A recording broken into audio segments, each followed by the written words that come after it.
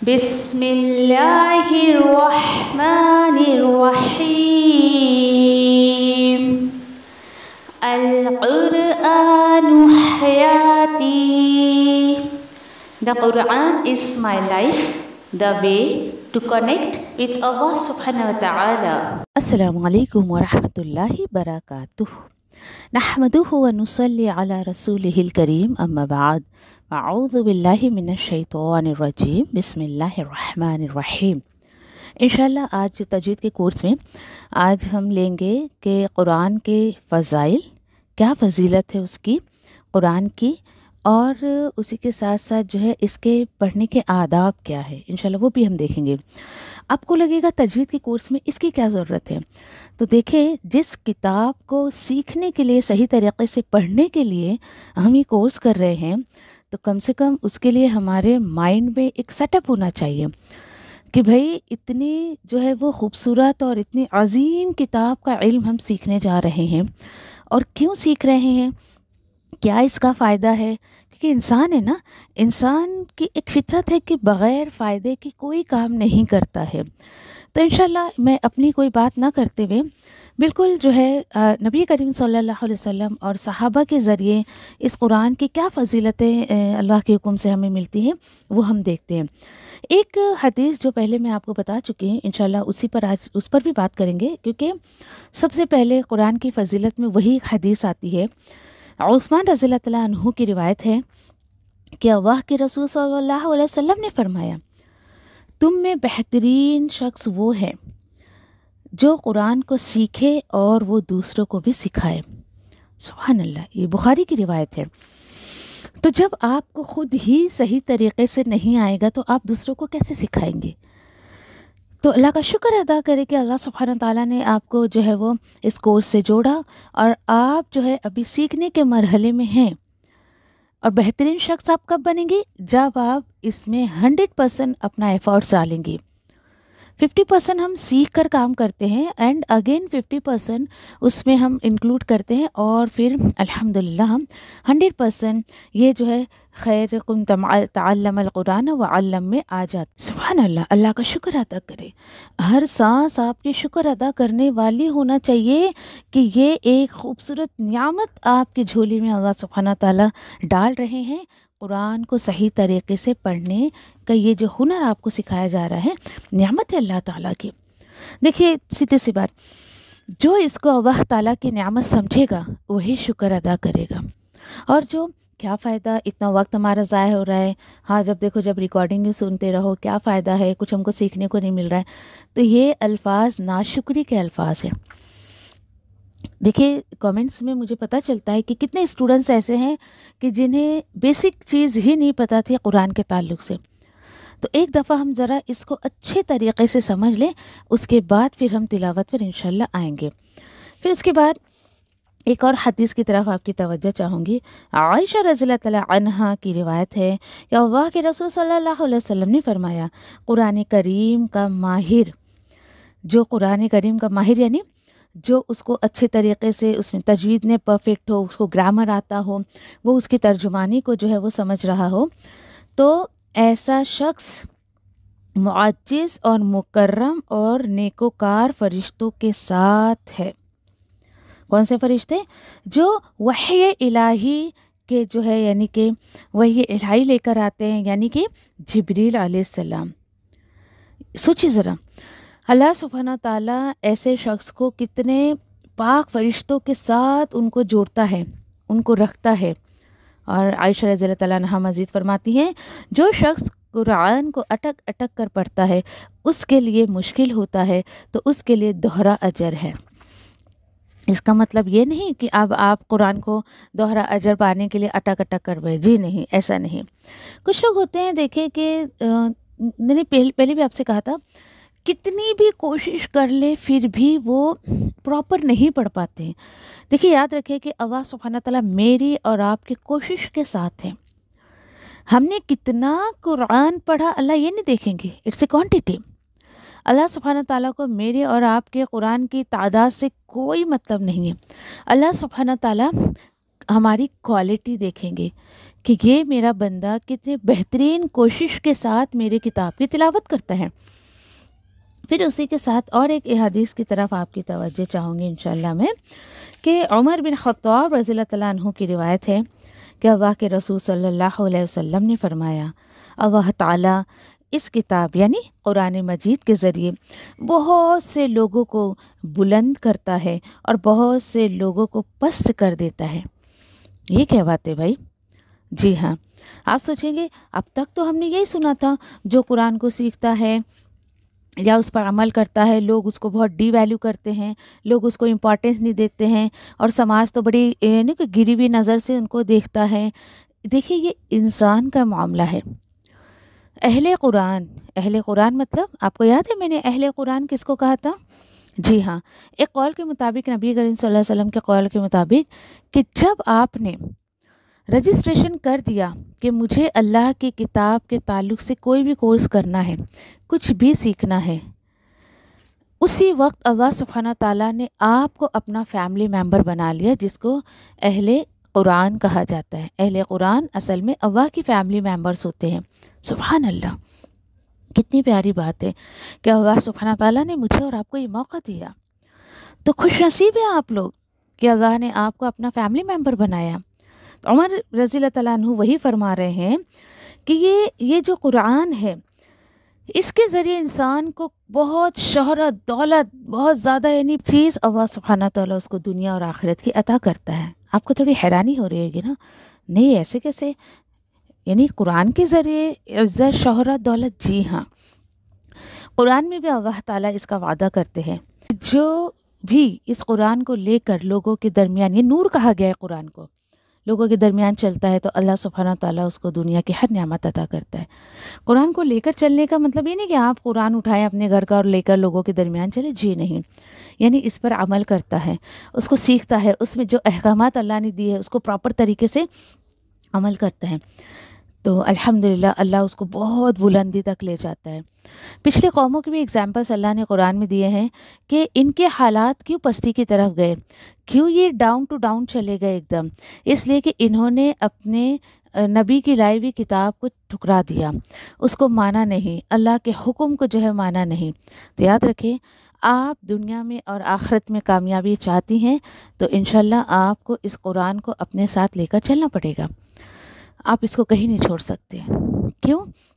کیونکہ جیسے کہ قرآن کے حقوق میں یہ بات میں نے آپ کو بتائی تھی، آپ جتنا حق اس کا دنیا میں ادا کریں گے، آخرت میں یہ قرآن آپ کا اتنا ہی ادا کرے گا۔ تو بی کیئرفل۔ اور اسی کے ساتھ ساتھ جو انسان قرآن کو فالو نہیں کرتا ہے، اس کو اہمیت نہیں دیتا ہے اور اس کو سمجھنے کی کوشش نہیں کرتا ہے، اس پر عمل نہیں کرتا ہے، ایسے لوگوں کی حالات بہت بدتر سے بدتر اللہ سبحانہ تعالیٰ کر دیتے ہیں۔ پھر اسی کے بعد دیکھیں، ایک بہت غلط فہمی ہے نا ہمارے سماج میں اس بات کو لے کر کہ بھائی حافظ قرآن جو ہے وہ 70 لوگوں کو جو ہے بخشش کروائے گا اور ایسا اور ویسا جنت میں لے کر جائے گا، اور پھر گھر والے ساری اپنی لسٹنگ کرنے لگتے ہیں۔ ہاں چلو اس میں ماں باپ آ گئے، بھائی بہن آ گئے، پھوپھی تو آئے گی ضرور، ہاں، اور پھر دادا دادی آ گئے، ایسے کر کر کے 70 لوگوں کی خود ہی لسٹ بنا لیتے ہیں۔ تو یاد رکھیے یہ ضعیف روایت ہے، اس میں کوئی شک نہیں ہے کہ حافظ قرآن جو ہوتا ہے اس کا مرتبہ اللہ کی نظر میں ہے، سب کچھ ہے، لیکن اپنی طرف سے یہ من گھڑک باتیں بنا لینا کہ یہ میرا بچہ، میرا چاچا، میرے ابا، میرا بیٹا یہ جو ہے حافظ قرآن ہے تو بھئی یہ میری بخشش کرائے گا، یہ گمان میں زندگی مت گزاریے۔ اللہ کو پتہ ہے کہ اللہ سبحانہ تعالیٰ اس بندے کو کس کو جو ہے یعنی کہ سفارش کا حکم دیں گے، بھائی کس بندے کی تمہیں کرنی ہے۔ تو یہ ضعیف حدیث ہے، اس کے پیچھے نہ جائیں، اور یاد رکھیں کہ صحیح طریقے سے پڑھنا اور اس طریقے سے جو ہے وہ اللہ کی رضا حاصل کرنے کے لیے پڑھنا، نہ کہ اس طریقے سے ادھر ادھر کی باتیں اٹھا کر اور جو ہے لوگوں کو بہکانے کی کوشش کرنا۔ تو یاد رکھیں، ہر بار میں آپ سے کہوں گی کہ اللہ کی رضا کے لیے پڑھیں، اللہ کی رضا کے لیے کریں، اور اتنا میں آپ سے کہوں گی کہ آپ کو اس بات کو یاد رکھنے میں کوئی دشواری نہ ہو، اور آپ زندگی بھر اس بات کو نہ بھولیں کہ نہیں، مجھے ہر کام چاہے وہ دنیا کا ہو، دین کا ہو، وہ مجھے اللہ کی رضا کے لیے کرنا ہے انشاءاللہ۔ ٹھیک ہے. چلیں اسی کے ساتھ ایک اور جو ہے روایت بڑی خوبصورت سی ہے، ابو داؤد کی روایت ہے کہ نبی کریم صلی اللہ علیہ وسلم فرماتے ہیں جس نے قرآن پڑھا اور جو کچھ اس میں ہے یعنی جو احکامات اس میں ہیں اس پر عمل کیا، اللہ سبحانہ تعالیٰ اس کے والدین یعنی اس کے پیرنٹس کو قیامت کے دن ایسا تاج پہنائیں گے، اس کی روشنی اس سورج کی روشنی سے بھی بہتر ہوگی جو دنیا میں آپ کے گھروں میں آتی ہے. سبحان اللہ. پھر نبی کریم صلی اللہ علیہ وسلم صحابہ سے مخاطب ہو کر کہتے ہیں بتاؤ بھائی کیا خیال ہے تمہارا اس شخص کے لیے کہ جس نے اس پر عمل کیا. صحابہ کہ جیسے کہ یہ انداز کہ میں بھی آپ سے کوشچننگ کرتے رہتی نا، تو پڑھانے والے کے اندر یہ خوبی ہونی چاہیے کہ بس وہ ریڈیو کی طرح بولتا ہی نہ رہے، آپ سے بھی سوالات کرے بھائی آپ کو کیا سمجھ آیا. نبی کریم صلی اللہ علیہ وسلم بہترین ٹیچر تھے صحابہ کے لیے اینڈ پوری دنیا امت کے لیے. آپ صلی اللہ علیہ وسلم پوچھ رہے ہیں ان سے بتاؤ آپ کا کیا خیال ہے. آپ بھی تھوڑا غور و فکر کریں کہ قرآن کو صرف پڑھنا اس سے آپ کبھی اللہ کی رضا نہیں لے سکتے. کیوں؟ آپ کو پتہ ہی نہیں ہے بھائی اس میں کیا ہے کیا نہیں ہے، آپ کیسے اللہ کو راضی کریں گے. آپ کو یہ نہیں پتا کہ میرا رب کس کام سے خوش ہوتا ہے، کس کام سے ناراض ہوتا ہے، کیسے اللہ کو راضی کریں گے. تو اس حدیث سے پتہ چل رہا ہے کہ ہمیں قرآن کو سمجھ کر بھی پڑھنا چاہیے اینڈ اس میں جو کچھ بھی ہے اس پر عمل کرنے کی کوشش کرنا تھی، تب جا کے آپ کے پیرنٹس کو یہ پروٹوکول ملے گا. سبحان اللہ. اللہ سے دعا ہے کہ اللہ تعالیٰ تو مجھے میرے پیرنٹس کے لیے جو ہے وہ یہ پروٹوکول حاصل کرنے کا ذریعہ بنا، مجھے ان کے لیے صدقہ جاریہ بنا. چلے یہ تو اللہ کا شکر ہے کہ اللہ نے مجھے چنا میرے پیرنٹس کو یہ نعمت دینے کے لیے. الحمدللہ. یعنی آپ کے اور بھی بھائی بہن ہوں گے، اللہ نے آپ کو چنا. کیوں چنا؟ کیونکہ اللہ نے آپ میں کوئی خیر دیکھی ہے. قرآن میں آتا ہے تقریباً کہ اللہ سبحانہ تعالیٰ اگر تمہارے اندر کوئی خیر دیکھیں گے، اوکے، اللہ نے تمہارے اندر خیر دیکھا تو تمہیں ڈیفینیٹلی دین کے کام کے لیے اللہ تعالیٰ چنے گا. سبحان اللہ. اللہ کی جتنی تعریف کی جائے اتنی کم ہے کہ مجھ گنہگار کو، یا آپ اپنے آپ کو بھی سوچیں، میں اتنی حقیر سی بندی ہوں اللہ کی، مجھ گنہگار کو اللہ نے اپنے کلام کے لیے چنا. یہ اللہ کا احسان ہے کہ مجھے اس نے میری زندگی میں یہ موقع دیا کہ میں حقیر سی بندی اتنی اس کی عظیم کتاب کا کچھ تو حصہ اس دنیا میں اور دنیا والوں کو دے کر جا رہی ہوں. اپنی زندگی کے مقصد کو پہچانیے اور آخری سانس تک اللہ کے کلام کو دینے کی کوشش کریں انشاءاللہ. آمین. اچھا ایک سوال اور کامنٹ باکس میں ضرور اس کا جواب دیجیے گا. اگر آپ یہ تاج پہننا چاہتی ہیں تو پھر آپ کو کیا کرنا پڑے گا؟ سوال دوبارہ سن لیں. اللہ نے آپ کو چنا، آپ تا حیات اپنی آخری سانس تک اس کام میں لگی رہیں گی، عمل کریں گی قرآن پر، تو اللہ سبحانہ تعالیٰ آپ کے پیرنٹس کو اور ہمارے پیرنٹس کو وہ تاج پہنائیں گے، خوبصورت روشنی والا. اگر مجھے یہ تاج پہننا ہے تو مجھے کیا کرنا پڑے گا اور آپ کو کیا کرنا پڑے گا؟ مجھے امید ہے سوال آپ کو سمجھ آ گیا ہوگا. جی ہاں، ویری گڈ. چلیے کامنٹ باکس میں جواب ضرور دیجیے گا. چلیں اسی کے بعد انشاءاللہ ایک بڑی خوبصورت حدیث کی طرف آگے چلتے ہیں. جو شخص قرآن سے جو ہے وہ محبت رکھتا ہے. اچھا محبت رکھتا ہے مطلب کیا ہے؟ یہ نہیں چوم رہا ہے، چاٹ رہا ہے، سینے سے لگا رہا ہے، بہت خوبصورت ایک دم ہیرے موتی لگے ہوئے پیپر نہیں کپڑے میں لپیٹ کر اس کو رکھ رہا ہے اور اتنی اونچائی پر نہیں بھائی کوئی چھونا نہیں چاہیے. اس کو محبت نہیں کہتے ہیں. ٹھیک ہے آپ اس کی تعظیم کر رہے ہو، اس کی عزت کر رہے ہو، دیٹ از ڈفرینٹ تھنگ. تو اس سے محبت رکھنا، ابھی پچھلی حدیث جو آپ کو سکھائی میں نے بتائی وہ یہی تھی کہ آپ اس سے محبت کرتے ہو تو ڈیفینیٹلی اس کے تعلق سے نبی کریم صلی اللہ علیہ وسلم جو فرماتے ہیں اس پر عمل کرو گے انشاءاللہ. اوکے چلیں حدیث پر آتے ہیں. تو ایسا شخص جو قرآن سے محبت کرتا ہے، قیامت کے دن اس سے کہا جائے گا کہ قرآن پڑھتا جا اور بلندی کی طرف چڑھتا جا، اور اس طرح تو ٹھہر کر پڑھ جس طرح تو دنیا میں ٹھہر کر پڑھتا تھا. تیری منزل وہ آخری آیت ہوگی. کہاں پر؟ جہاں تک تو جو ہے وہ پڑھتا جائے گا. سبحان اللہ. کیا پتہ چلا آپ کو؟ ذرا غور کریے گا اس حدیث پہ، تھوڑا سا خلاصہ میں کر دوں. اب آپ دیکھیں کہ کوئی شخص بہت فر اللہ کی پناہ، تو کچھ لوگ ایسا پڑھتے ہیں کہ سمجھ ہی نہیں آتا کیا پڑھ رہے ہیں، اینڈ جو سامنے والے کو سمجھ نہیں آ رہا تو ان کو کیا سمجھ آئے گا. فرشتے کہیں گے قرآن پڑھنے والے سے تو قرآن پڑھتا جا اور جنت کی بلندی پر چڑھتے جا. اب آپ سوچیں، جو بہت اسپیڈ میں پڑھ رہا ہے قرآن، وہ تو بہت جلدی قرآن پورے کر لے گا، تو جنت کے بہت اونچے مقام پر نہیں جا سکے گا. تو ترتیلا، کیوں اللہ نے حکم دیا بھائی ترتیل سے قرآن کو پڑھو، ٹھہر ٹھہر کر پڑھو. جو بندہ پراپرلی ایک دم آرام سے ٹھہر ٹھہر کر پڑھے گا تو پڑھتے جائے گا ٹھہر ٹھہر کر، تو اس کی تلاوت تو کافی لمبی ہوگی نا.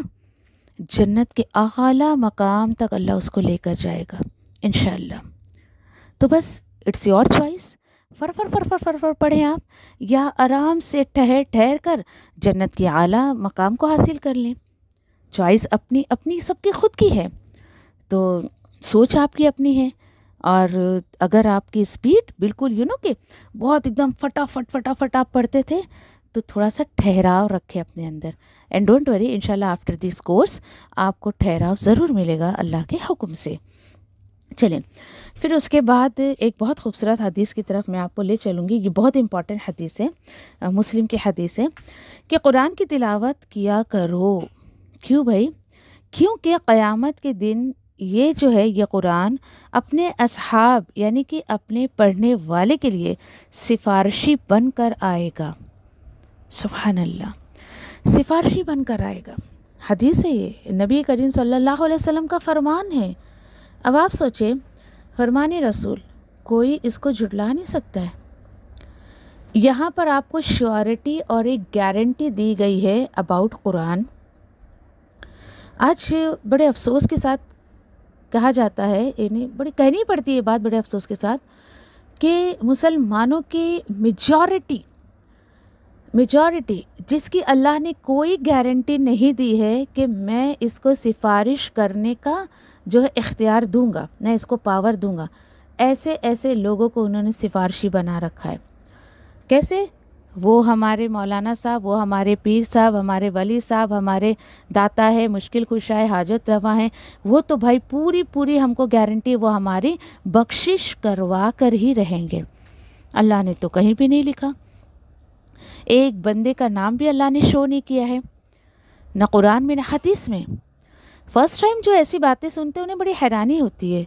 ایک کہ ان کی آنکھوں پر جو پردہ چڑھا ہوا ہے شفاعت کا یا سفارش کا یا بخشش کا، وہ سارے پردے ایک ایک کر کے ہٹ جاتے ہیں جب بندہ صحیح طریقے سے حدیث کو اور قرآن کو سمجھ کر پڑھتا ہے. کہیں پر بھی اللہ نے اس کی گارنٹی نہیں لی ہے.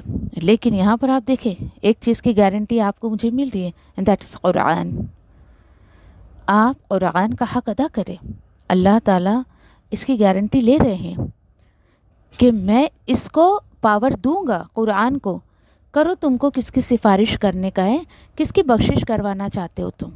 سبحان اللہ. تو دیکھیں، جس کی شیورٹی نبی کریم صلی اللہ علیہ وسلم کی طرف سے مل رہی ہے، تو بھائی ہمارا تو عقیدہ اور ایمان پختہ ہونا چاہیے اس پر، اور اپنی محنت اور کوشش ایسی چیزوں کے پیچھے لگائیں، نہ کہ جس کے کوئی حکم. اللہ تعالیٰ تو بلکہ یہ کہہ رہے قرآن میں، اچھا تم نے میرے بندوں کو ہی اپنا ولی بنا لیا ہے، تم نے میرے بندوں کو ہی یہ کہتے ہو کہ یہ سفارش کریں گے، اب تم مجھے سکھاؤ گے، اب تم مجھے بتاؤ گے زمین کی یہ باتیں جو مجھے نہیں پتہ. سورہ یونس میں تقریباً آیت نمبر 18 میں اللہ تعالیٰ نے بات فرمائی ہے.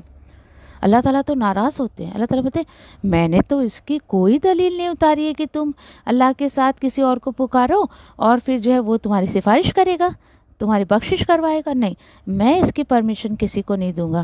وہ چھوڑیں، آپ آیت الکرسی ہی سمجھ کے پڑھ لیں تو سارے آنکھوں سے پردے، سارے جو کہ غلط فہمیاں سب دور ہو جائیں گی. صرف آیت الکرسی کا ترجمہ پڑھ لیں آپ، انشاءاللہ بہت کچھ کلیئر ہو جائے گا. تو یہاں پر بڑے خوبصورتی سے نبی کریم صلی اللہ علیہ وسلم کی ایک خوبصورت حدیث میرے اور آپ کے پاس آئی کہ یہ جھگڑے کی اللہ سبحانہ تعالیٰ سے قرآن کہ اللہ دنیا میں اس نے میرا ساتھ نہیں چھوڑا، اللہ میں اب اس کو جنت میں پہنچا کر ہی رہوں گی. جھگڑے کی اللہ اس کے گناہوں کو معاف کر دے، اللہ اس کی مغفرت کر دے. سبحان اللہ. یاد رکھے یہ واحد وہ کتاب ہے، یا آپ کہنا یعنی سمجھ سکتے ہیں کہ قرآن ہی ایک ایسی چیز ہے جو مجھے آپ کو قبر اور حشر میں کام آئے گی، ساتھ میں جائے گی، لیکن سب کے ساتھ نہیں۔ جو اس کے وہ 6 حقوق کو ادا کرے گا، اللہ سبحانہ تعالیٰ بہترین ساتھی بنا کر قبر میں اس کے ساتھ رکھے گا۔ سوچے ذرا، اپنے آپ کو رکھ کر دیکھے قبر کے اندھیرے میں، غور تو کرے ذرا۔ قبر ہے بالکل اندھیرا ایک کمرہ، اب وہاں ہم بولیں گے ارے ڈرا رہی ہیں آپ، قبر میں تو ہم پہنچے نہیں، تو آپ ایک کمرے میں اندھیرا کر کے بیٹھے، کتنی آپ کو دیکھے کہ کیسے کیسے خیالات آئیں گے، یا کہیں آپ ڈر بھی جائیں گے۔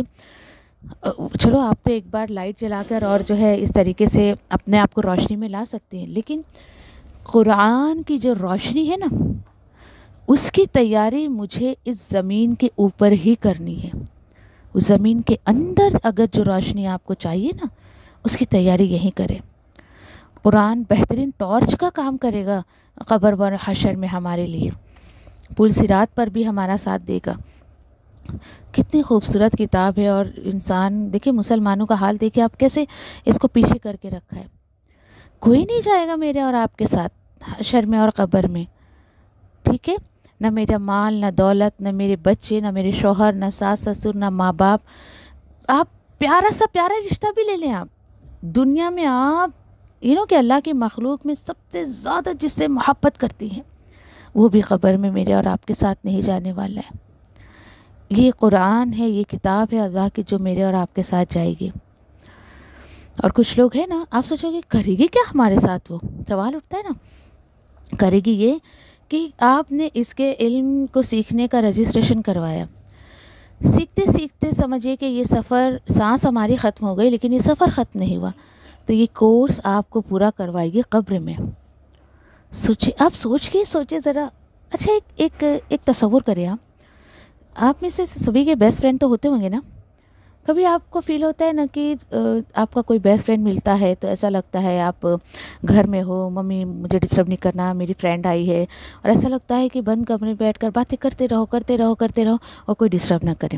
ایک دوست کے ساتھ ایسی تعلق ہوتا ہے نا دوسرے دوست کا، تو کیا ہی بہترین ساتھی یہ جو قرآن ہے قبر میں ہوگا، تو وہ کہ انلیمیٹڈ ٹائم جو حشر اور قبر کے بیچ میں ہے، اللہ کے سوا یہ غیب کسی کو نہیں پتا کہ جو بندہ مر گیا قبر میں چلا گیا، کتنے ہزار لاکھوں کروڑوں سال اس کو اس میں رہنا ہے، اس کے بعد حشر کے میدان میں اللہ تعالیٰ اس کو کھڑے کریں گے، حساب کتاب ہوگا۔